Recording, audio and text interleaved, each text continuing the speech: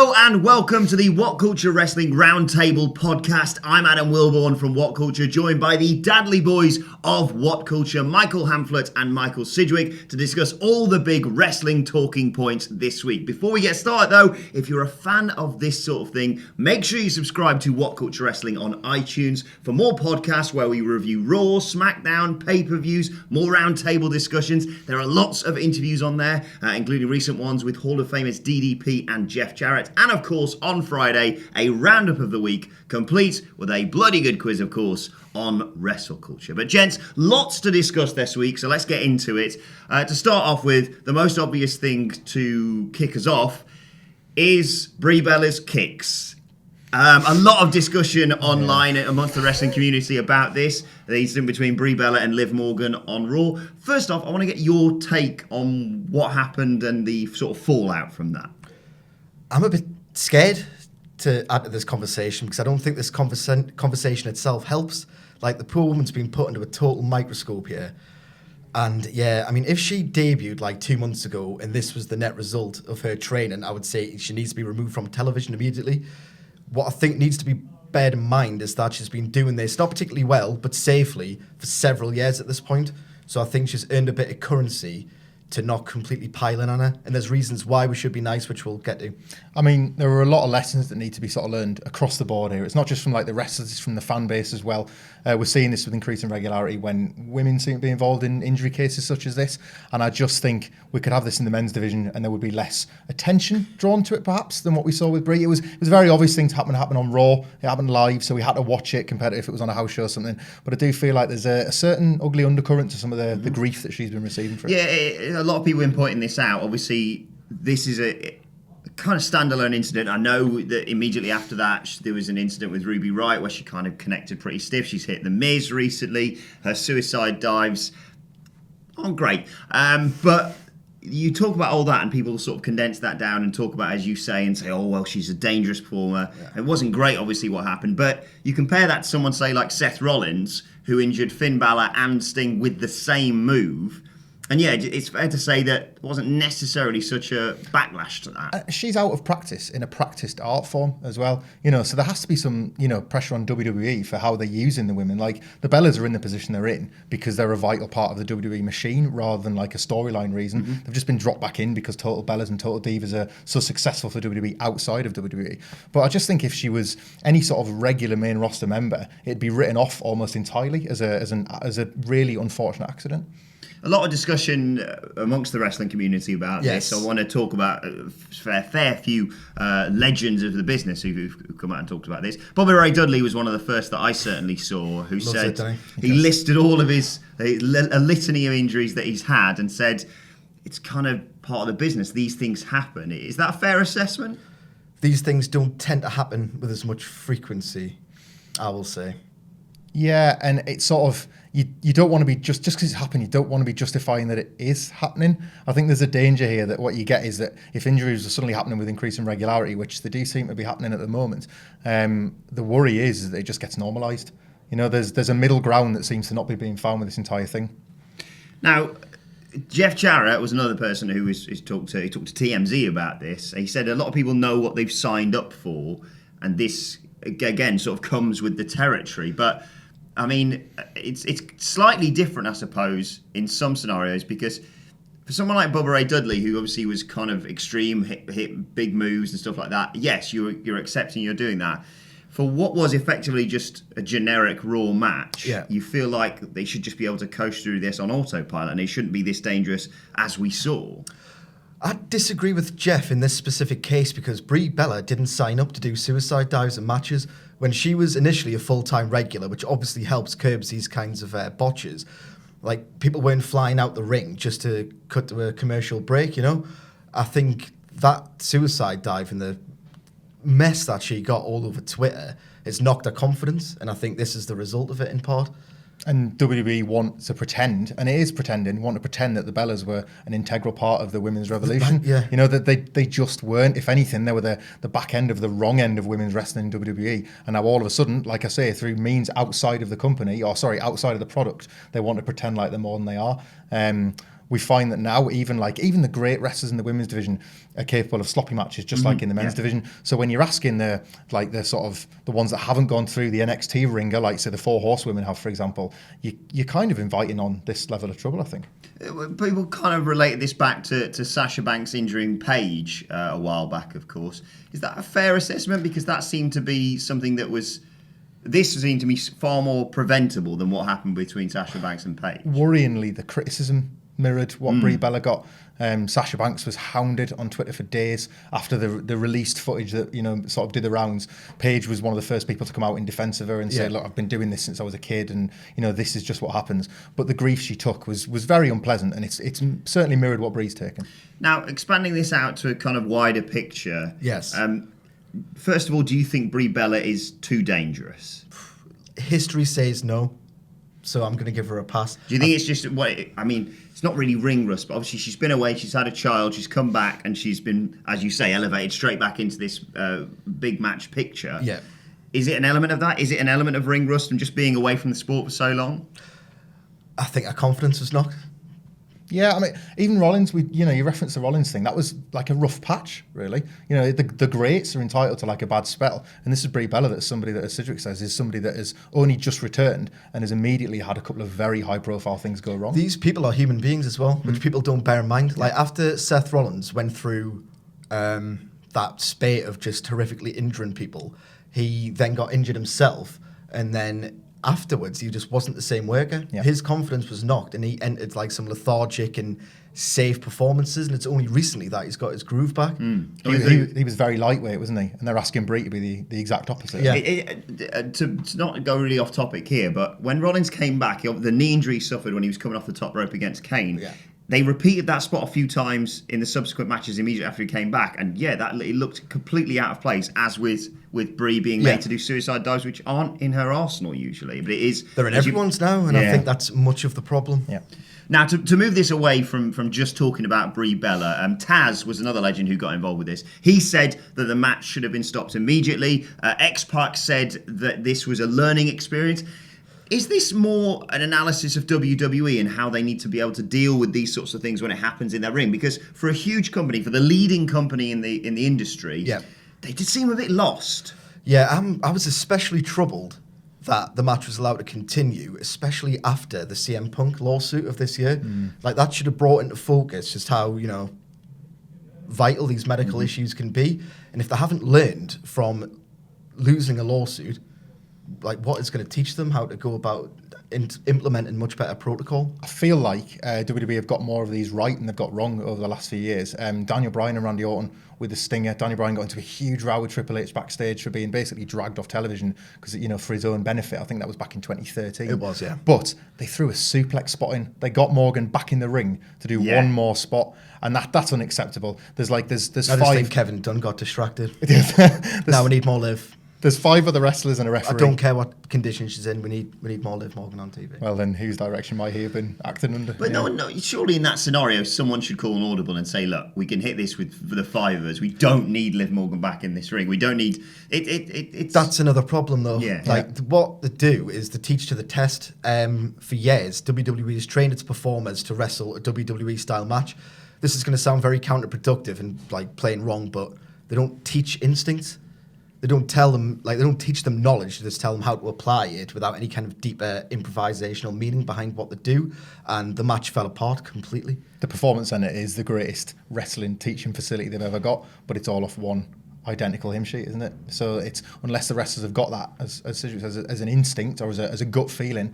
Even Chris Jericho and Neville is another one that springs to mind, where Chris Jericho and Charles Robinson got into a heated row in the middle of Monday Night Raw because Jericho, the instinctive performer, knew to wrap this up, and it was just a miscommunication and things like that. Nobody had that kind of nous about them. In the middle of a Raw match, which is supposed to be the elite level of WWE, nobody had the nous about them to how to fix this. And with Raw and SmackDown being live, and obviously all the pay-per-views that they do, they should really be teaching their performers to adapt in those sorts of scenarios, rather than just, we have to do this spot and this spot and this spot, and this is the finish, and we do not break from this set of rules. Yeah, I mean, on an entertainment level, this is really boring as well, because it yields quite a lot of the same matches.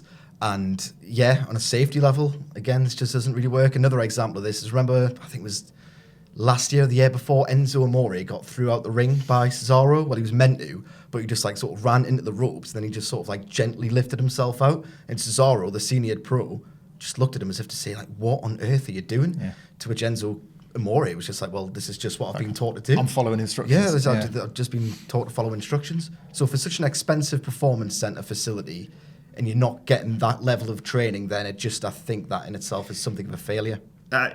You'd never say WWE overall is unsafe, but does it flip too much between two extremes there of too safe, like you say, of by the book, and then not knowing how to adapt in a genuinely serious scenario?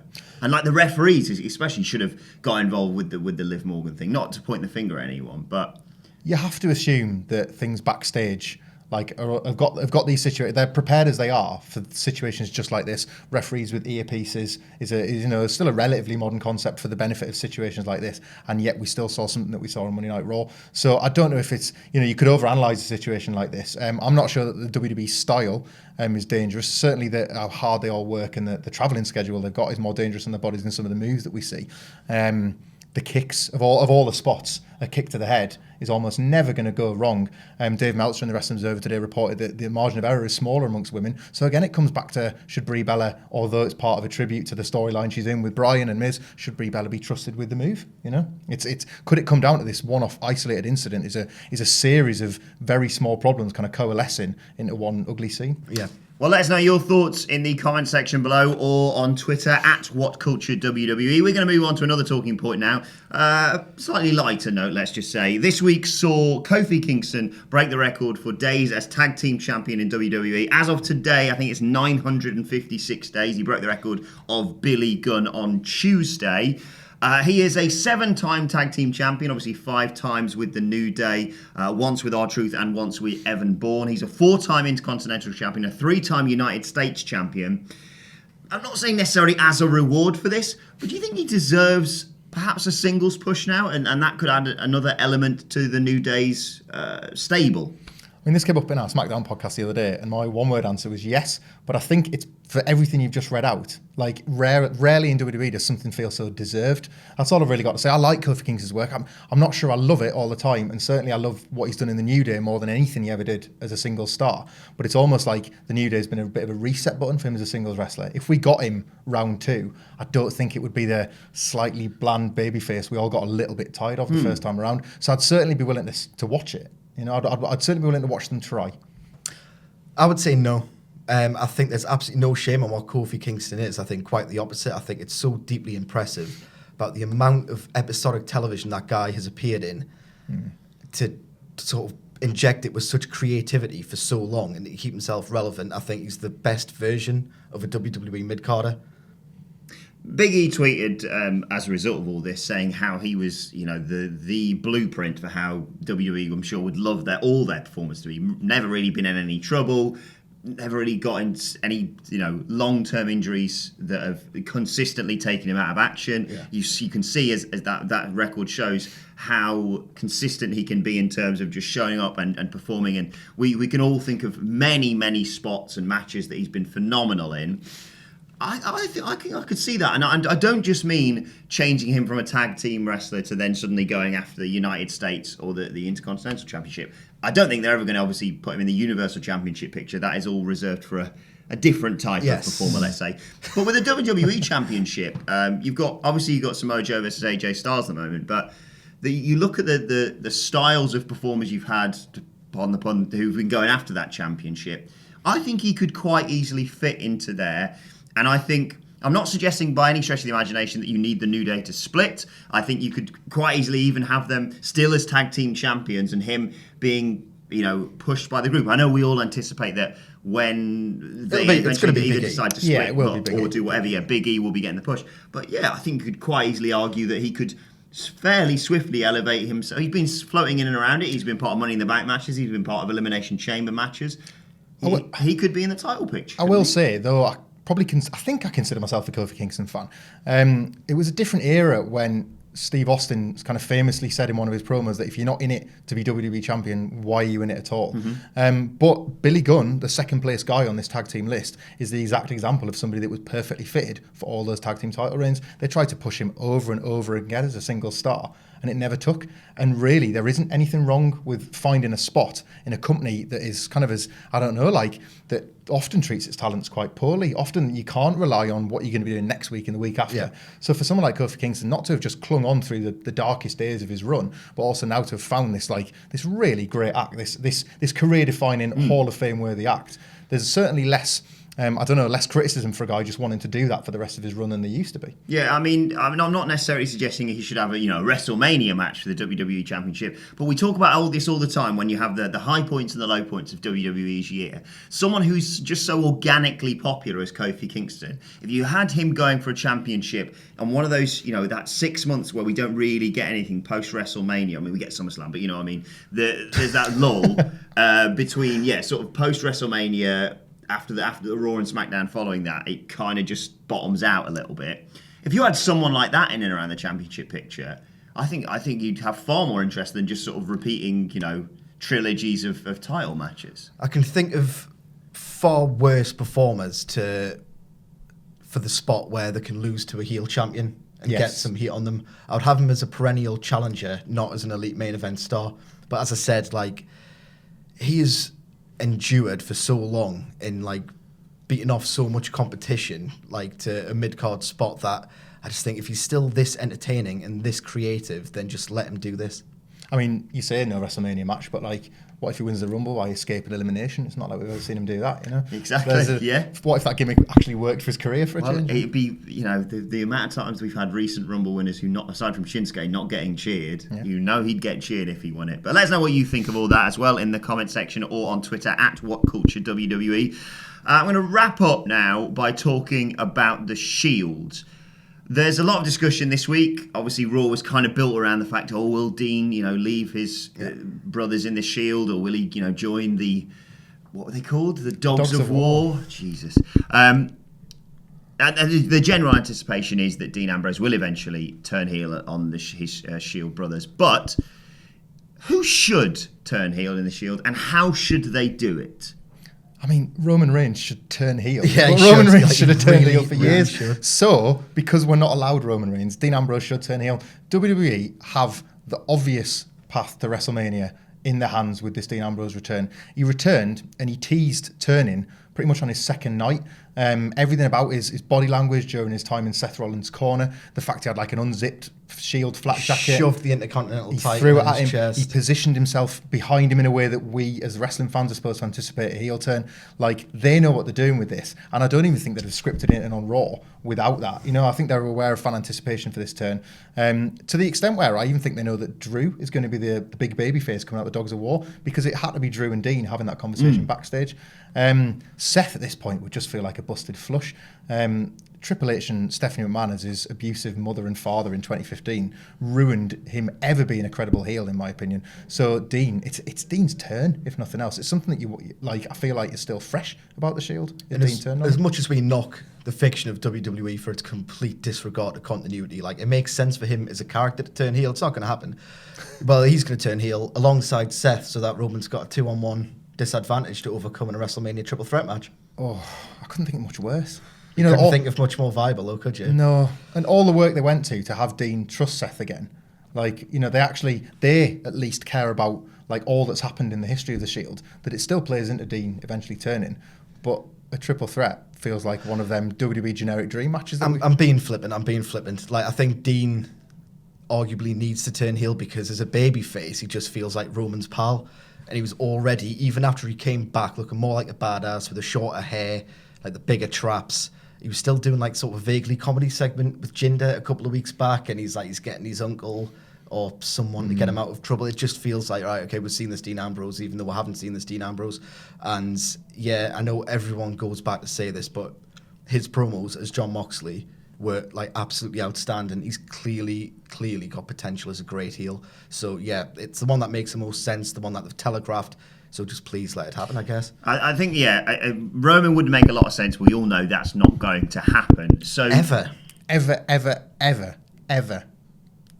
I'll never truly accept it. But anyway, Dean Ambrose, yes, would obviously be the next logical step. Yeah. Now, the key question is when, because we've got. I mean, I look there. We've got 8 pay-per-views. If you did, well, not 7 if you don't count obviously NXT War Games. But if you include the likes of Starrcade and the big show that they have on Madison Square Garden on Boxing Day, well, 7 big shows for the main roster of WWE between now and the end of the year. Yeah. They've advertised a lot of these triple threats, a lot of the variations of the Hounds of Justice versus the Dogs of War.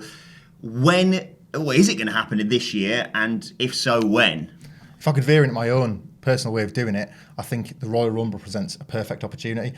WrestleMania literally hangs in the air now as an opportunity for all the guys. Dean and Seth are constantly pointing towards the sign. Seth Rollins starts number 1, does his usual endurance thing, goes coast to coast, and then Ambrose is still in the ring selling whatever, but he doesn't just throw him out from behind. He hits him with a steel chair first and then throws him out. The intent is clear. The reference back to when Seth turned on him is clear. Seth can be heartbroken and devastated, and Dean can he's not going to win the Rumble, but he can just pie off having the match. He can now be like, no thanks. And then it becomes Seth's chase to get his match, mirroring what they did actually with Triple H. And that was a really good story. Like Triple H, I just don't fancy it. Just screw you, Seth. I just don't fancy it. But they've got then 2-3 months to get from Royal Rumble to WrestleMania. And I do feel like this is one of those, we don't really have dream matches with main roster guys anymore. But this is one of those ones where they've cared enough about these characters over the years that I think this is still a dream match to most people, to have Seth versus Dean on a stage this big. Yeah, the Rumble's clearly the only narrative possible, not the only one, but the best available narrative platform to do this. The worry is that with Raw ratings tumbling and with so much repetition set for the rest of the year, that they might try and hotshot it onto a late Raw to get some buzz. That would be a bit of a shame, because I'd like the Rumble to mean something again. I want something iconic and not absolutely abysmal to happen at the Royal Rumble again. And I think a moment like this, and the steel chair shot's a great booking idea, could restore it as something worth anticipating in future years, because what's the Rumble now, Well, especially because the winners aren't winning. Already that really happy, joyous memory of Nakamura's incredible win and the Nakamura Balor Cena and Reigns face off. It seemed to be this idea that we're listening, we're going to give you what you want, and then Nakamura doesn't win and turns heel, and the WrestleMania winner continues to lose, and he doesn't go on last again, and it's just the Rumble's losing its prestige as well. It's it's been better booked this last couple of years than those dreadful Roman Reigns years, but still there's no end product to show for it because the guys aren't winning. I can see that happening. I think it makes a lot of sense. It's very exciting, certainly from a booking standpoint, but I could see them doing this before the end of the year, possibly centering something around Survivor Series. I really can't see them dragging out this 3-on-3 till TLC in December, although who knows? That'd be a nice bit of symmetry as well, because the debuted, what would it be, 6 years? Yeah. Since Survivor the same Series. show the debuted, so it would be nice to see them perform as a unit on that show, just to bring into focus how far they've come as a unit, and then disband it, because in my personal opinion, this has just been a cynical, I wouldn't say disaster, but it's been such a cynical disappointment. It's underwhelming, hasn't it? I Yeah. think it's had a few false starts, obviously, with the mumps and Kurt Angle cosplaying and Triple H cosplaying as a member of the Shield, and then subsequent I'll take injuries. the Kurt and stuff. Angle version over this. Every day of the week. I mean, it's just clearly a vehicle. I think before we get to the split, we need one white-hot Ambrose and Rollins versus Drew and Dolph match, because you need to be reminded just how good they are as a pairing, because you need to feel like you're getting given something before Dean Ambrose takes it away. Well, they certainly have lots of pay-per-views to do that at before Survivor Series. So let us know your thoughts on all these big talking points in the comment section below, or on Twitter at WhatCultureWWE. You can follow us all on Twitter. You can follow Michael Hamflett at Michael Hamflett. You can follow Michael Sidgwick at Sidgwick. You can follow me at Adam Wilbourn. You can follow us all at WhatCultureWWE. And don't forget, if you enjoyed this sort of thing, make sure you subscribe to What Culture Wrestling on iTunes for regular reviews of the likes of Raw, SmackDown, pay-per-views. We have interviews, we have more roundtable discussions, and we have a roundup of the week complete with a bloody good quiz, of course, on WrestleCulture. My thanks to the Dadley boys. Thank you for watching. We'll be back very soon.